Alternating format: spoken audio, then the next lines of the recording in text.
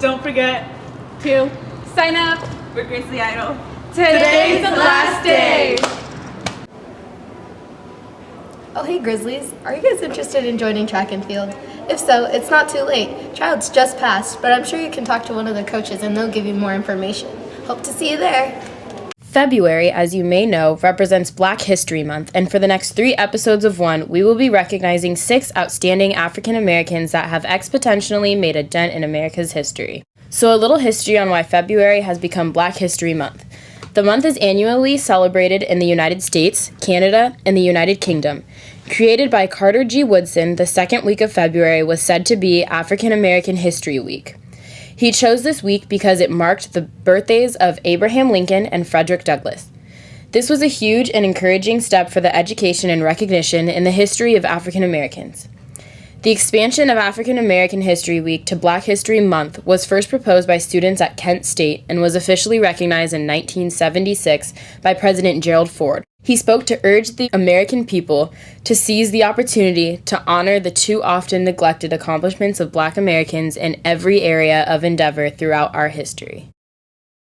James Mercer Langston Hughes was born February 1st, 1902. He had a unique talent with words and was one of the earliest innovators of the new literary art form called jazz poetry. He is known as the leader of the Harlem Renaissance. In 1925, Hughes' poem, The Weary Blues, won first prize in the Opportunity Magazine literary competition and received a scholarship to attend Lincoln University. His book, eventually gaining more popularity and becoming published, established both his poetic style and his commitment to Black themes and heritage. On May 22, 1967, Hughes died of prostate cancer. An inscription marking the spot where his ashes were released reads, "My soul has grown deep like the rivers," a line from one of his poems, not just an important part of Black history, but to all of American history. Langston Hughes has made his mark with his beautiful works of writing. Born on April 4, 1928 in St. Louis, Missouri, Dr. Angelou was raised in St. Louis and Stamps, Arkansas.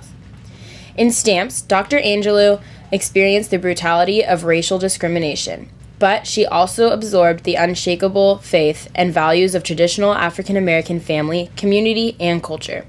She has published 7 autobiographies, 3 books of essays, and several books of poetry, and is credited with a list of plays, movies, and television shows spanning more than 50 years. Angelou is best known for her series of 7 autobiographies, which focuses on her childhood and early adult experiences. The first, I Know Why the Caged Bird Sings, tells of her life up to the age of 17 and brought her international recognition. Her books center on themes such as racism, identity, family, and travel. Angelou's work has been considered a defense of Black culture.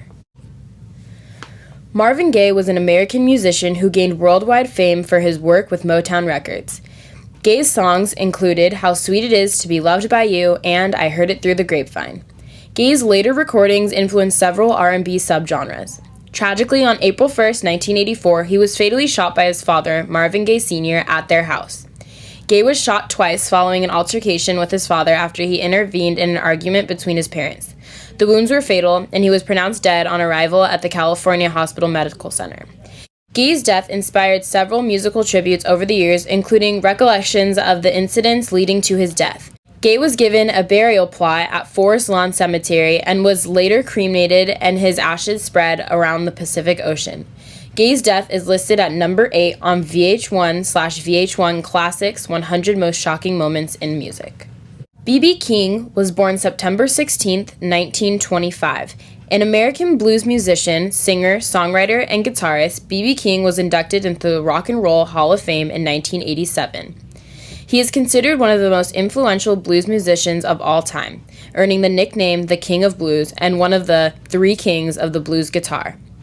King is also known for performing tirelessly throughout his musical career, appearing at 250 to 300 concerts per year until his 70s.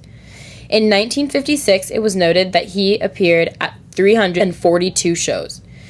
King continues to appear at 100 shows a year. Dante Terrell Smith, most commonly known as Mos Def, was born December 11, 1973. He is an American actor and a hip-hop recruiting artist from Brooklyn. He formed the duo Black Star, which released the album Black Star in 1998. He was a major force in late 1990s underground hip-hop. As a solo artist, he has released the albums Black on Both Sides in 1999, The New Danger in 2004, True Magic in 2006, and The Ecstatic in 2009. In January 2012, it was reported that Mos Def and Talib Kweli had begun to resurrect Black Star. Faith Ringgold was born October 8, 1930, was raised in Harlem, and pursued an education at the City College of New York.